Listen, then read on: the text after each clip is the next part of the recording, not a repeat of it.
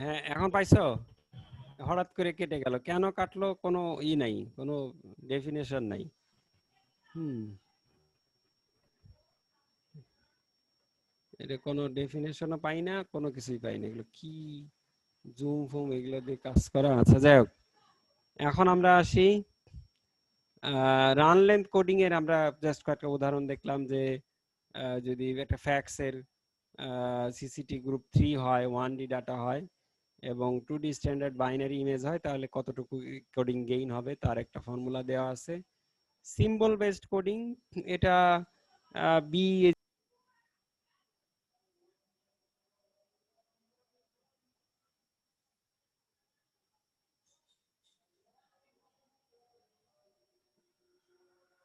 আমি জানি না তোমাদের আজকে কি হয়েছে, আমার শুধু কেটে যাচ্ছে কেন? আমি কোনো মানে পাচ্ছি না, বুঝতেই পারতেছি না।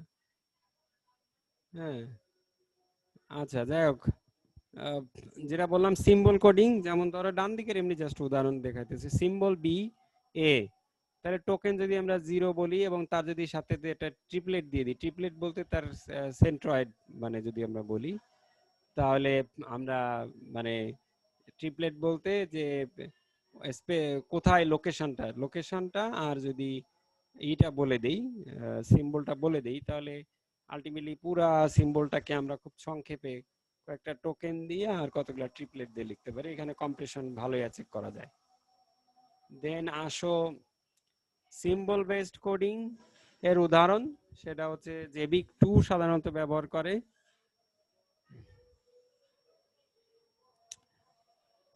টেক্সট, ক্যারেক্টার, হাফ টোন, জেনে আর্ট, নয়েজ এগুলো ব্যবহার করে। যেমন ধরো text regions use symbol based coding, এবং ক্যারেক্টার যেমন এখানে দেখা যাচ্ছে যে প্রথমটা ছবিতে যদি দেখো সিম্বল বেসড কোডিং এ, এটা হচ্ছে লসলেস আর ভিজুয়ালি লসলেস, মানে কিছুটা আমরা লস করছি, দুইটার পার্থক্য যেটা দেখানো হলো।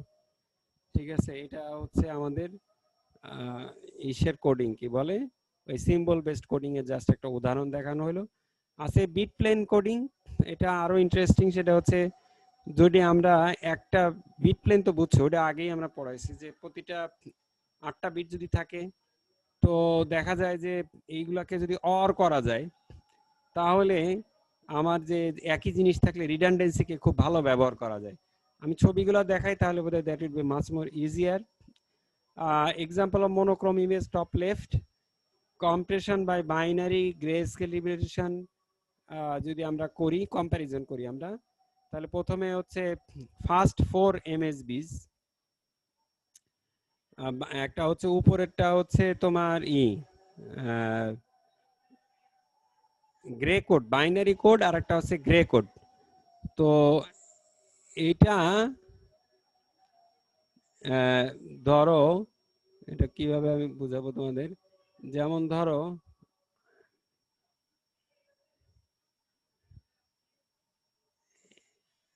এটা একটু বড় ইমেজ তো এই জন্য বোঝা যাচ্ছে না। সেটা হচ্ছে ধরো পুরা বাইনারি ইমেজ, যদি আমরা বাইনারি বিট প্লেনের কথা বলি, তাহলে ফার্স্ট 4 মানে এমএসবি যেগুলো আছে, সেইগুলা যদি আমরা দেখি, তাহলে আমরা দেখব যে দাঁড়াও কোনটার সাথে কোনটা কম্পেয়ার করলে তোমরা বুঝতে পারবে, সেটা একটু বোঝার বিষয়। সেটা হচ্ছে যে তোমরা বিটটা এখানে দেখো, তাহলে বোধহয় আর একটু ভালো ক্লিয়ার হবে। যেমন এই ছবিটায় তোমরা যদি দেখো, প্রথম দুইটা দেখো, একটা বাইনারি আর একটা গ্রে কোড।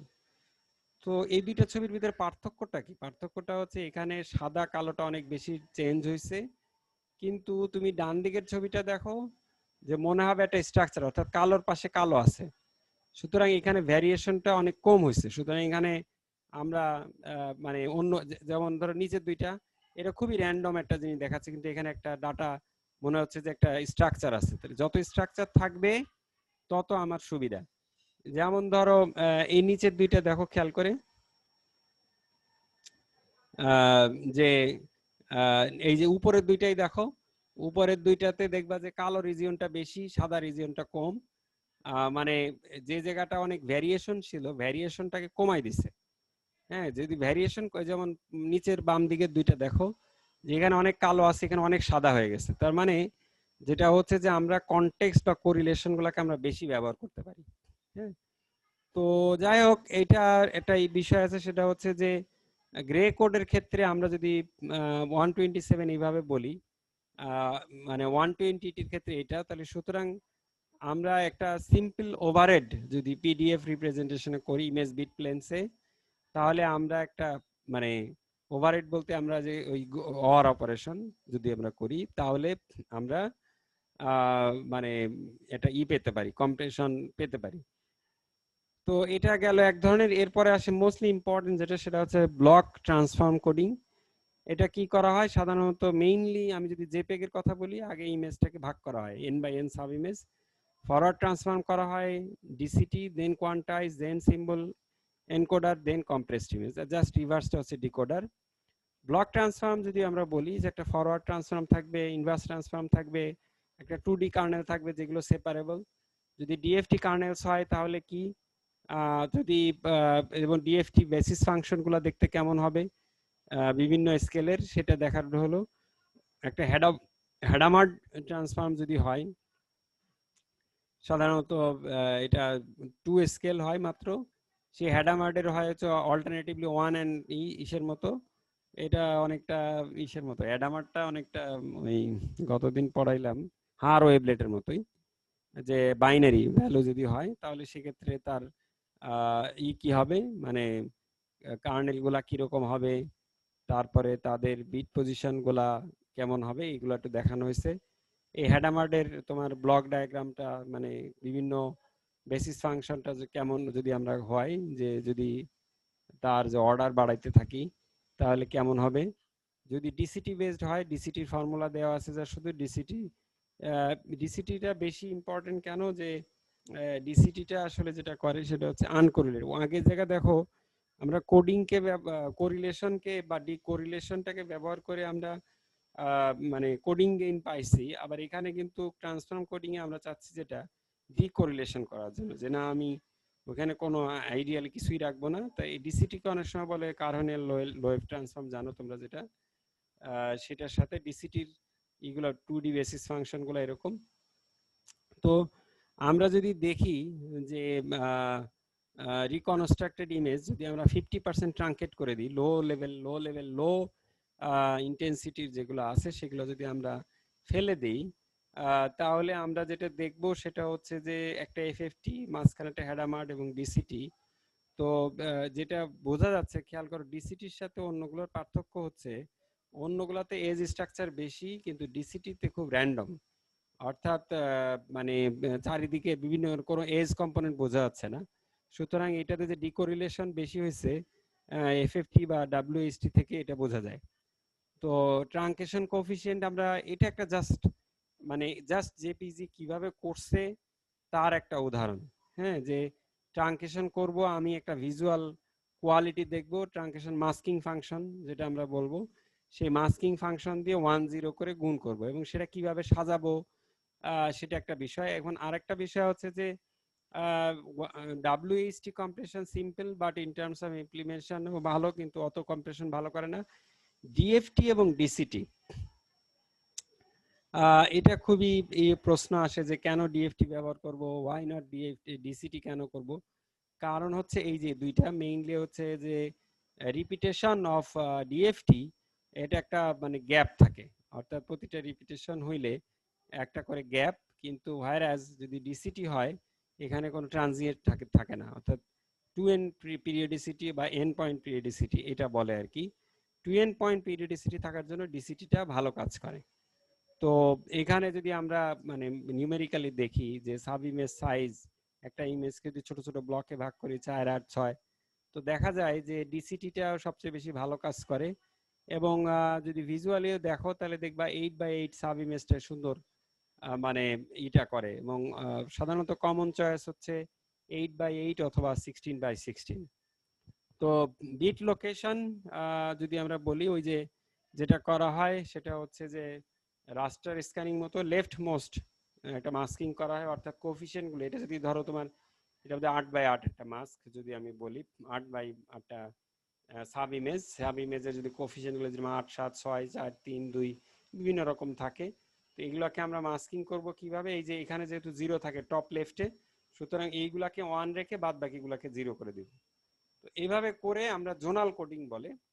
এটা ডিপেন্ড করবে কতটুকু পরিমাণে থ্রেশহোল্ড করব আমরা, মাঝখানে মাঝখানে হয়তো একেবারে জোনাল কোডিং না করে আমরা হয়তো থ্রেশহোল্ড কোডিংও করতে পারি, অর্থাৎ এত বেশি হলে বাদ দিব, এত কম হইলে ঈদ করব।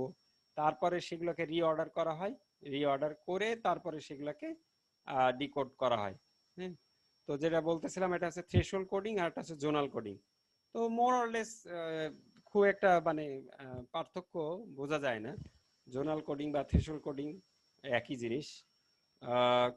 কন্ট্রোলিং দি লেভেল, কম্প্রেশন লেভেল, এখানে আমরা সাধারণত দেখতে পাই কত পার্সেন্ট কম্প্রেশন করবে। তো এটা ডিপেন্ড করে যে আমি কোয়ান্টাইজেশন লেভেলটা কিভাবে করব, একটা আর হচ্ছে হচ্ছে নর্মালাইজেশন মাস্কটা কিভাবে আমরা সেট করব, এটা একটা বিষয় থাকে। তো এখানে কোয়ান্টাইজেশনটা আমি যদি একটু দেখাই, অপটিমাল কোয়ান্টাইজেশন বলে হচ্ছে যে এটাকে লয়েড ম্যাক্স কোয়ান্টাইজার বলে, যে যেহেতু most of the coefficient lies in zero, আমরা যেটা মানে অল্প ছোট সংখ্যক থাকে, যেহেতু ডিকোরিলেট করে দেয়, ওয়েবলেটও আমরা দেখছি যে হেভি টেইল থাকে, মাঝখানে জিরোর দিকে বেশি, বাইরে সব কম, সুতরাং এখানে কোয়ান্টাইজটা বেশি করা হয়, এখানে কম করা হয়, অর্থাৎ বাইরে দিয়ে কম্পাউন্ডিং এর মতো ধারণাটা। তো এখানে কতগুলো ফর্মুলা দেওয়া আছে, ঠিক আছে, এটা আমি দিয়ে দিব তোমাদেরকে। এই যে মানে থিওরিটিক্যালি আমরা কোয়ান্টাইজড এররটা কিভাবে কি করলে পাওয়া যাবে অপটিমাল কোয়ান্টাইজেশন, অর্থাৎ আমি তো জানি, তো এটাকে আরবিটারি করব নাকি এটা এই যে S1 এর সঙ্গে আর এই যে T1 এর সঙ্গে ইনপুট আউটপুটের সঙ্গে একটা রিলেশন থাকবে। তো সাধারণত দুইটা মিনিমাইজেশন করা হয়, মিন এবং ভ্যারিয়েন্স কোয়ান্টাইজেশন এরর, এই দুইটাকে যদি আমরা আলাদা আলাদা ভাবে করি, এটা সিম্পল কতগুলো ম্যাথ আছে, অপটিমাইজেশনের ভ্যারিয়েন্সটাকে মিনিমাইজ করলাম টিআই এর দিকে, ইনপুটের দিকে, আবার এটা যাতে করে আউটপুটটাও মিনিমাইজ হয়, আউটপুটের ভ্যারিয়েন্সটাও মিনিমাইজ হয়। আমরা ফার্স্ট ডেরিভেটিভ নিলাম, নেওয়ার পরে সেটাকে জিরো দিয়ে করে একটা ফর্মুলা পাবো, এবং আসলে যদি সেকেন্ড ডেরিভেটিভ নেই, কারণ সেকেন্ড ডেরিভেটিভ দিয়ে তখন মিনিমাম পাইতে হবে, এখানে কিছু লিবনিজ ইন্টিগ্রাল ফর্মুলা দিয়ে এখানে কিছু ক্যালকুলেশন আছে, ক্যালকুলেশন করে আমরা যেটা পাবো সেটা হচ্ছে this S I equal to T I plus T U by 2, এরকম একটা জিনিস আমরা পাবো। তো এখানে লয়েড ম্যাক্স কোয়ান্টাইজের ল্যাপ্লাসিয়ান পিডিএফ এর ক্ষেত্রে কিরকম হবে এটা ডিপেন্ড করবে কিন্তু পিডিএফ এর উপরে। দেখো খেয়াল করে, আমরা এই যে এইখানে পিএস ডিএস আছে, তাহলে প্রবাবিলিটি ডেনসিটি ফাংশন আসলে মূল ফর্মুলা কিন্তু this TI equal to S PS DS. এই যে পিএস পিএস হচ্ছে কি, পিএস হচ্ছে দেখো পিএস হচ্ছে ইনপুট সিগন্যালের প্রবাবিলিটি, প্রতিটা ডিসক্রিট সিম্বলের প্রবাবিলিটি। তো সেইভাবে আমরা কিন্তু আমরা বের করতে পারি। তবে প্র্যাকটিক্যালি যেটা করা হয় সেটা হচ্ছে এরকম যে ইনিশিয়াল একটা ডিসিশন লেভেল ধরা হয়, যেহেতু ডিসক্রিট সেগুলোর জন্য একটা সিডিএফ বের করা হয়, টিআই বের করা হয়, এইবার আবার এসআইটিআই বের করা, এটা একটা রিকার্সিভ প্রসেসে গিয়ে যেখানে ভ্যারিয়েন্সটা সবচেয়ে রিডিউসড হয়, ডেল টিআই এবং ডেল এসআই যে ভ্যারিয়েন্সটা করা হয় সেই ডেল টিআই এবং ডেল এসআই রাখা হয়, ঠিক আছে, এটা হচ্ছে নিউমেরিক্যাল মানে অ্যাপ্রোচ। তো যাই হোক, যেটা বলতেছিলাম যে অপটিমাল কোয়ান্টাইজেশনটা মানে একটা হচ্ছে কোয়ান্টাইজেশন আর একটা হচ্ছে জোনাল মাস্ক, সেই মানে ওয়েবলেট ট্রান্সফার, ওয়েবলেট না তো এইটাকে, এখন এই জোনাল মাস্কে যদি আমি বাড়িয়ে দেই জেড 2Z 3Z, যত বেশি থ্রেশহোল্ড করব তত বেশি কোয়ালিটি খারাপ আসবে। এখানে যেটা দেখা যাচ্ছে যে যত বেশি 32Z আসে নিচের দিকে বটম রাইট অনেক খারাপ হয়ে গেছে। তো ডিসিটির একটা উদাহরণ এখানে দেখানো হয়েছে যে একটা ইমেজ যদি এরকম থাকে, তাহলে আগে প্রথমে যেটা করা হয় মিন সাবট্রাক্ট করা হয়, মিন সাবট্রাক্ট করে তারপর ডিসিটি কোফিশিয়েন্ট, এটা কিন্তু একটা 8x8 ইসের জন্য, একটা ছোট্ট একটা উইন্ডোর জন্য। তারপরে সেটাকে ডিসিটি কোফিশিয়েন্টকে নর্মালাইজ করা হয়, সেটাকে জিগজ্যাগ প্যাটার্নে সাজানো হইলো, এই জিগজ্যাগ প্যাটার্ন যেটা করে বাদ বাকিগুলাকে এই যে জিরো করে দেওয়া হলো, জিরো করে দিয়ে সেটাকে আবার রান লেন্থ কোডিং করা হলো। তাহলে যেটা দেখা যাচ্ছে যে আলটিমেটলি পুরা ছবিটা, এই যে পুরা যে ছবিটা ছিল এই অংশটুকু, এই অংশটুকু রিপ্রেজেন্টেড হচ্ছে বাই জিস 1010 এই ভ্যালু দিয়ে। তাহলে এক্ষেত্রে কম্প্রেশন রেশিও পাওয়া যায় 5.6:1। যদি ডিকোডিং করি তাহলে কি হবে, ঠিক একইভাবে আমরা সাজাবো, যে রিস্কেলিং করব, রিস্কেলিং করার পরে যেটা হবে যে ডিকোডিং করার পরে তারপরে সেটা যাবে হচ্ছে আবার মিন শিফট করে, মানে জাস্ট এই রিভার্স প্রসেস করে আমরা একটা এস্টিমেটেড এরর পাবো। আমরা আলটিমেটলি তো এরর পাবো না, যেখানে ডিসিটি করলে যেহেতু থ্রেশহোল্ড করে ফেলছি সুতরাং একটা এরর পাওয়া যাবে, সেই এররটাই এখানে দেখানো হয়েছে। তো visual output of JPG image compression, এখানে দেখা যাচ্ছে যে যেহেতু এটা উইন্ডো বাই উইন্ডো কাজ করে, সুতরাং একটা মানে আর্টিফ্যাক্টস, আমি বলবো ব্লকিং আর্টিফ্যাক্টস যেটা বলে, জেপিজির কিন্তু একটা ব্লকিং আর্টিফ্যাক্টস আছে। তো ব্লকিং আর্টিফ্যাক্টসটা দূর করার জন্য ওয়েবলেট আছে, যা কিন্তু তার ভিতরে একটা আছে যে প্রেডিক্টিভ কোডিং যেটা বলে। এখানে আগেও দেখাইছি নিয়ারেস্ট নেইবার থেকে প্রেডিক্টিভ কোডিং করলে সিম্বল এনকোডার দিয়ে কম্প্রেস করা, যেটা তোমরা কম্পিটিশনে পড়ছো। হ্যাঁ, এটা এটা হচ্ছে যে লসি কোডিং এর মানে কোয়ান্টাইজারের ক্ষেত্রে সাধারণত একটা লসি কোডিং হয় এবং সেখানে একটা আমরা প্রেডিক্টিভ কোডিং একটা করতে পারি আর কি। তো অপটিমাল প্রেডিক্টর আমরা ডিজাইন করতে পারি, সেখানে এখানে জাস্ট কতগুলো ফর্মুলা দেওয়া আছে যে কিভাবে আমরা অপটিমাল কোডিং করতে পারি এমএমএসি প্রেডিকশনের মাধ্যমে কিছু ম্যাট্রিক্স ইনভার্সন করে। তো অপটিমাল প্রেডিক্টর যদি গাউসিয়ান স্ট্যাটিস্টিক্স হয় তাহলে প্রত্যেকটা ভ্যালুর মান কি হবে, আলফার মান কি হবে। এখানে প্রেডিকশনের মান হচ্ছে যে আলফা 1 আলফা 2 এর প্রেডিক্টর, আর এই হচ্ছে তাদের কোরিলেশন, ক্রস কোরিলেশন দিয়ে। সাধারণত প্রেডিক্টিভ কোডিং ব্যবহার করা হচ্ছে যদি কোরিলেশনকে আমরা ব্যবহার করি, এবং এই জায়গাটায় আমি দেখাইতেছিলাম যে অপটিমাল কোয়ান্টাইজেশনটা কি, সেটা দেখাইলাম যে একটু আগে। এবার আসো ওয়েবলেট কোডিং। প্রেডিক্টিভ কোডিং আসলে মেইনলি কোরিলেশনটাকে ব্যবহার করে এবং কোয়ান্টাইজেশন এররটাকে কমানোর জন্য ব্যবহার করা হয়। এটা যে কোনো কোডিং এর ক্ষেত্রে ব্যবহার করতে পারে। এখন ওয়েবলেট কোডিং এ যেটা হয়, কোনো ব্লকিং নাই, এখানে কোনো উইন্ডো নাই, সরাসরি ইনপুট ইমেজটাকে ওয়েবলেট ট্রান্সফর্ম করা হয়, দেন কোয়ান্টাইজ করা হয়, দেন এনকোড করা হয়। ঠিক একইভাবে সিম্বল ডিকোডার এবং ইনভার্স ওয়েবলেট ট্রান্সফর্ম করা হয়। এখন এখানে বেসিস ফাংশন, গত চ্যাপ্টারে আমরা দেখছি যে আসলে বেসিস ফাংশনগুলো কিভাবে আমরা চুজ করব। একটা হচ্ছে কম্পিউটেশনাল কমপ্লেক্সিটি, অর্থাৎ ফিল্টার লেন্থ যাতে বেশি না হয়। ওখানে যেমন ডিসিটির একটা ভ্যালু ছিল ইনফাইনাইট, এখানে ওরকম পিরিয়ডিসিটিও নাই, কিছুই নাই। ডিবক্সি 8 ব্যবহার করব নাকি 12 14, আসলে মেইনলি ব্যবহার করা হয় যে যেটা বলছিলাম যে পিক 2000, এটা সেটা হচ্ছে কোয়েন ডেবুচি ফেবু ওয়েবলেট বেসিস ফাংশন, এটা ওয়েবলেট চ্যাপ্টারে দেখানো হয়েছে। মেইনলি দেখা হয় কম্পিউটেশনাল কমপ্লেক্সিটি, অর্থোগোনালিটি, যাতে হাই প্যাকিং ক্যাপাসিটি থাকে, এবং সিমেট্রিসিটি, যাতে বর্ডার আর্টিফ্যাক্টসগুলো কম থাকে। তো কোনো এই ওয়েবলেটই নাই যাতে করে সবটাই আসলে করে, সব মানে সব জিনিসই কভার করে। তবে একটা মানে এটা মানে রিসার্চ করে দেখছে যে এই সিডিএফটাই সবচেয়ে ভালো কাজ করে। এখানে জাস্ট কয়েকটা উদাহরণ দেখা হয়েছে যে বিভিন্ন ধরনের হার, সিংলেট, ডিবক্সি, সিডিএফ কেমনভাবে কাজ করে, এবং তাদের কোডিং এফিসিয়েন্সি দেখা যাচ্ছে বাই অর্থোগোনালে সবচেয়ে বেশি হয় 42.8, যেটা সিডিএফ। তাহলে সিডিএফ এ দেখা যাচ্ছে যে ভেরি গুড প্যাকিং ইন্টেন্সিটি, এবং এটা করা হয়েছে আসলে মেইনলি এমন একটা ইমেজ যেটাকে বলে good mixture of smooth regions and textures. যদি সব টেক্সচার থাকে হয়তো সিডিএফ ভালো না করতে পারে, আবার সব যদি স্মুথ হয় তো অন্যরা ভালো কাজ করতে পারে। সেটা না, মানে ওভারঅল একটা হিউরিস্টিক যেটা বলবো যে এমপিরিক্যাল যে কোনো ইমেজের ক্ষেত্রে ভালো কাজ করে, সেটা হচ্ছে সিডিএফ। আচ্ছা, এবার আসে লেভেল সিলেকশন, মানে কোথায় গিয়ে আমি থ্রেশহোল্ড করব, এটা একটা ইম্পর্টেন্ট। যে almost 90% of the detail coefficient আসলে কিছুই ক্যারি করে না। তো আমরা এখানে একটা দেখাইছি যে ট্রাঙ্কেটেড কোফিশিয়েন্ট যদি আমরা মানে কথার কথা যে অ্যাপ্রক্সিমেট কোফিশিয়েন্ট যদি 16/16 থেকেও রিকনস্ট্রাক্ট করি, তাহলে আমরা 95.5% কোফিশিয়েন্ট ফালাই দিতে পারি।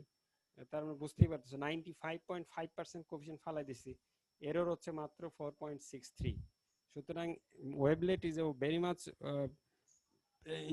Intelligent choice for the image compression, because এর কম্প্যাকশন ইসে অনেক হাই। হ্যাঁ, তো এখানে যে ডেড জোন যেটা বলে যে কোথায় গিয়ে আমি ই করব, মানে থ্রেশহোল্ড করব, সেটা ওই বের করা হয়। এটা আরএমএসি প্লট দিয়ে জিরোস দিয়ে দেখানো হয়েছে যে আমরা এখানে দেখা যায় 97.98%, যদি আমি প্রচুর পরিমাণে থ্রেশহোল্ড করি তাতেও কোনো সমস্যা হয় না। এখন জেপেগের আসলে আমি তো বললাম যে এরকম, কিন্তু আলটিমেটলি কিভাবে করে সেটা এটা দেখানো হইলো। সেটা হচ্ছে ওভারঅল ফিচার্স হচ্ছে জেপেগ 2000 আমি কিন্তু জেপেগ, জেপেগ এলএস, তারপরে জেপেগ 2000 এর কথা বলছি। ফ্লেক্সিবিলিটি ইন কম্প্রেশন, অর্থাৎ portion of the image process করা যায়, ওয়েবলেট কোএফিসিয়েন্ট করা হয়, আর হচ্ছে এনকোডিং হচ্ছে আরজিবি কম্পোনেন্টস করা হয়, ডিসি শিফট করা হয়, এখানে রিভার্সেবল ডিকোরিলেশন করা হয়। এটা একটা এক্সট্রা ফর্মুলা যে এটাকে কোনো রিভার্স করা যায় না, ডিকোরিলেশন করা হয়। তারপরে যেটা করা হয় সে মানে এটা একটা জাস্ট প্রসেস, এটা একটা স্ট্যান্ডার্ড, এটার মুখস্থ করারও কিছু নাই, জাস্ট এই প্রসেসগুলা ফলো করা হয়, ঠিক আছে। এবং যখন এই ডিকোরিলেশন করা হয়, তারপরে করা হয় কি যে লসলেস কম্প্রেশন যেটা করা হয় সেটা হচ্ছে ওই যে 5/3 বাই অর্থোগোনাল ওয়েভ, এবং লসি কম্প্রেশনের ক্ষেত্রে বলা হয় 9/7 বাই অর্থোগোনাল ওয়েভলেট, যেটা সিডিএফ। তারপরে যেটা করা হয় যে লিফট ফাস্ট ওয়েভলেট ট্রান্সফর্ম করা হয়, করার পরে যখন কোয়ান্টাইজ করা হয়, কোয়ান্টাইজের সূত্রটা নিচে দেওয়া আছে। তো এখানে কোয়ান্টাইজের ক্ষেত্রে কোনটার মানে কি, কোনটা কখন কি ধরা হয়, কোনটার মানে কোনটা সাবব্যান্ড, এক এক সাবব্যান্ডে এক এক রকম করে, কোন স্কেলে কিভাবে করে, এই ফর্মুলাগুলো এখানে দেওয়া আছে, ঠিক আছে। এখন এই জায়গাটা যেটা হয় যে এরপরে যেটা করা হয় সেটা হচ্ছে one bit plane at a time. একটা বিট প্লেনটাকে আলাদা করে মানে কোডিং গেইন যেটা বলে সেটাকে করা হয়, একটা সিম্পল বিট প্লেনকে আমরা করব কি যেন বলে মানে কোডিং করব, ঠিক আছে। এটা কোনো ইন্টেন্সিটি না, একটা বিট প্লেনকে করা হয়। তাহলে ডিকোডিং ফিচারগুলো কি করা হয় সেটা হচ্ছে ইনভার্স কোয়ান্টাইজেশন করা হয় এই ফর্মুলা দিয়ে। আবার এখানে কতগুলা যে স্কেলিং কোয়ান্টাইজেশনের বিভিন্ন সূত্রগুলো, তারপরে আবার কি করা হয় ডিকোরিলেশন, আবার আন্ডারগো ডিকোরিলেশন, সেটা সূত্র দেওয়া আছে, আর তারপরে ডিসি লেভেল আনশিফট করে। তো ভিজুয়াল আউটপুট যদি দেখা যায় যে একটা ইমেজ জেপেগ সে ভিজুয়াল আউটপুট বিভিন্ন স্কেলে করা হইলো, তো এটা এই যে আর্টিফ্যাক্টস গুলো নাই, ব্লকিং আর্টিফ্যাক্টস গুলো জেপেগে যেগুলো ছিল সেগুলো নাই। যত বেশি কম্প্রেশন করা হবে তত বেশি এরর হবে, এটা স্বাভাবিক, কিন্তু তারপরেও এই ধরনের ব্লকিং আর্টিফ্যাক্টস নাই। এখন আমরা আসি ওয়াটারমার্কিং। ওয়াটারমার্কিং কিছুই না, সেটা হচ্ছে যে watermarking is an embedded process opposite to compression, যেখানে কিনা একটা একটা অ্যাসার্টেশন অফ ইমেজ, এটা একটা চাবির মতো। এটাকে বলে আমরা কি কপিরাইট আইডেন্টিফিকেশন, মানে কিরকম যে এটাকে বিভিন্ন রকম ফিঙ্গারপ্রিন্টিং বলে, অথেন্টিসিটি ডিটারমিনেশন বলে, অটোমেটিক মনিটরিং বলে, কপি প্রোটেকশন বলে। একটা হচ্ছে দুইটা ধরনের ওয়াটারমার্কিং আছে, একটা হচ্ছে পারসেপ্টিবল আর একটা ইমপারসেপ্টিবল। পারসেপ্টিবলটা দেখা যায়, যেমন টিভির লোগো। ইমপারসেপ্টিবল মানে তুমি বুঝবা না ওর ভিতরে আছে। তো আসলে যেটা হয়, ডাব্লিউ সে একটা ওয়াটারমার্ক, এই ওয়াটারমার্কটা একটা র্যান্ডম কি জেনারেশন থাকে সে জেনারেট করলো। তাহলে আমার অরিজিনাল এফ যদি এফ হয়, তাহলে আমি ছোট্ট একটা আলফা প্যারামিটার দিয়ে এফ কে যোগ করলাম, সেটা হচ্ছে এফ ডাব্লিউ। এটা আসলে কিভাবে জেনারেট করা হয়, সাধারণত দেওয়া হয় এলএসবি তে। তো ডাব্লুটা একটা কির উপরে ডিপেন্ড করে, অর্থাৎ আমি যদি একটা কি জানি, আমি আছে না অনেক সময় সিডো র্যান্ডম জেনারেটর আছে, তো আমি যদি সিডো র্যান্ডম জেনারেটর আমার কাছে যদি কি থাকে, তাহলে আমি এক ওয়াটারমার্কটা জেনারেট করতে পারি, আমি এটা ইনসার্ট করতে পারি। তো আমি যদি আবার ডিকোডার হয়, অর্থাৎ আমি এই অথর হই, মানে এই ইমেজের অথর যদি আমি হই, অর্থাৎ আমি যদি এটা ক্যাপচার করি, আমি যদি এটার মালিক হই, তাহলে আমার তো জানা আছে। তা আমি যদি ওইটার সাথে একটা কোরিলেশন করি, তাহলে তো আমারটা হাই কোরিলেশন দেখাবে। আমি সিম্পল সেন্সে বললাম যে কারণ আমি একমাত্র কি জানি, যে কথার কথা আমি জানলাম যে 349 কথার কথা বলতেছি, 349 দিলে আমি একটা সিউডো র্যান্ডম জেনারেটর তৈরি করলাম, সেটা অনেক স্কেল লো করে ইমেজের ভিতরে ঢুকে দিলাম, কেউ বুঝবে না। এটা আমি ইমপারসেপ্টিবলের কথা বলছি। তো তারপরে যেটা হবে যে আমি কোনো কালে যদি প্রশ্ন আসে যে এটা কার ইমেজ, তো তুমি তো জানো তোমার কোড, তুমি সিউডো র্যান্ডম জেনারেট করবা, এরপরে তুমি ওই ছবির ভিতরে গিয়ে ওইটারে বলবা যে আচ্ছা এটা তো মার্ক ইমেজ, দেওয়া আমি ওইটা করে দেখি, তখন যখন কোরিলেশন করবা তখন পেয়ে যাবা। এখানে জাস্ট কতগুলো দেখানো হয়েছে, visible watermarking, invisible watermarking. Watermarking অনেক সময় স্প্রেড স্পেকট্রাম টেকনিকও ব্যবহার করা হয়, যেটা কিনা বলে যে এটা শুধু জেনারেশনটাই না, এটা আসলে ফোরিয়ার বা রিসিটি বা ওয়েবলেট, এটা করে সমস্ত ফ্রিকোয়েন্সির ভিতরে ঢুকাই দিয়ে তুমি এটা কিটাকেই যোগ করলা না, এটা স্প্রেড এক্সপেরিমেন্ট স্পেকট্রাম মানে পুরো ফ্রিকোয়েন্সি সমস্ত স্কেলে ঢুকাই দিলা, তাহলে এটা আরো একটু রোবাস্ট হইলো, এই আর কি। হ্যাঁ, এটা সাধারণত দেখা যায় ওয়াটারমার্ক ইমেজ গো অ্যাটাক্স। অ্যাটাক্স মানে তোমার ইমেজ যদি ধরো কম্প্রেশন করে, filtering, cropping, rotation, series sampling, এগুলোতে কোন ওয়াটারমার্ক সবচেয়ে বেশি মানে রোবাস্ট বলতে এখন তোমার ছবি নিয়ে আরেকজন ক্রপ করলো, তাহলে কি তুমি পাবা? তো রোটেশন করলে সাধারণত দেখা যায় রোটেশনটা খুব সিভিয়ারলি অ্যাটাক করে, কিন্তু অন্যগুলা বেশ ভালোই ভাবে অ্যাটাক করে। ঠিক আছে, এখানে ওয়াটারমার্ক দেওয়া হয়েছে, যেমন উপরেরটা ছবি অরিজিনাল ইমেজ, এখানে মার্ক ইমেজ হচ্ছে নিচেরটা, এবং তাদের ভিতরে যে মার্কটা মানে যে ছবিটা ঢুকানো হয়েছে সেটা হচ্ছে দিস, কিন্তু বোঝার উপায় নেই যে এরকম একটা ডাটা আসলে আলটিমেটলি এই ইমেজের ভিতরে ঢুকাইছে, কিন্তু বোঝার উপায় নেই। হ্যাঁ, সাধারণত কেন? কারণ সিউডো র্যান্ডম জেনারেটর তুমি যে সরাসরি যোগ করো তাহলে মনে হবে যে এটা নয়েজ, হইতেও পারে। তো সুতরাং কিন্তু তুমি যে স্পেকট্রাম করে ঢুকাই দাও, তাহলে এটা ফ্রিকোয়েন্সি ডোমেইনে চলে যাবে, কোনো মানে কোনো বোঝাই যাবে না। তাহলে ওয়াটারমার্ক সাধারণত ডিসিটি, ডিএফটি, ডিডাব্লিউটি করে, ফরওয়ার্ড ট্রান্সফর্ম করা হয়, ওয়াটারমার্ক জেনারেট করা হয়, সেখান থেকে ইনভার্স ট্রান্সফর্ম করে মার্ক কোএফিসিয়েন্ট পাওয়া যায়। আর হচ্ছে যেটা হয় ডিকোডারের ক্ষেত্রে, তুমি ওই ইসের ওয়াটারমার্কের ফরওয়ার্ড ট্রান্সফর্ম করো, অরিজিনাল ওয়াটারমার্ক ইমেজের ফরওয়ার্ড ট্রান্সফর্ম করো, এবং তাদের সিমিলারিটি বের করো। সিমিলারিটি বের করার জন্য বিভিন্ন রকম কোরিলেশন কোএফিসিয়েন্টস বা থ্রেশহোল্ড বা কোরিলেশন কোএফিসিয়েন্ট, যে এতর উপরে হয় যদি কোরিলেশন হয়, সে ফর এক্সাম্পল 0.5 এর উপরে, 0.6, 0.7, তার মানে ইয়ার অ্যাবসলিউটলি রাইট যে এটা ওয়াটারমার্ক আছে। তো এই আর কি। তো ওয়াটারমার্ক শব্দটা এখানে কিছু ওয়াটারমার্ক শব্দটা কেন আসছে এটা হয়তো তোমাদের অনেকের জানা আছে কিনা। আমরা ছোটবেলায় খাইতাম, কি যেন বলে যে গোলাপি একটা কি যেন একটা দিত, হাওয়াই মিঠা। তো এখানে একটা কাগজ থাকতো, কাগজের ভিতরে সে লেবু দিয়ে মানে কিছু একটা লিখে নিয়ে আসতো। তা আমরা সাধারণত পানিতে ভিজাইলে ওই নাম্বারটা ভেসে উঠতো, তার মানে ওয়াটার দিলে ওই মার্কটা, ভিতরে মার্কটা ভেসে ওঠে। এই যে টেকনোলজি, এইটার থেকেই শব্দটা আসছে ওয়াটার মার্কিং, যে আমি যে ভিতরে যে হিডেন একটা ইনফরমেশন আছে সেই ইনফরমেশনটা ভেসে ওঠে, এটিকে বলা হয় ওয়াটার মার্কিং, মানে ওয়াটার দিলে মার্কটা ভেসে ওঠে, এই নামে হয়েছে। তো যাই হোক, এখানে কতগুলা আসলে দেখানো হয়েছে যে আমরা যদি ওয়াটারমার্ক করি, মানে এই যে রো সিমিলারিটি ম্যাট্রিক্সটা কিভাবে চেঞ্জ হচ্ছে।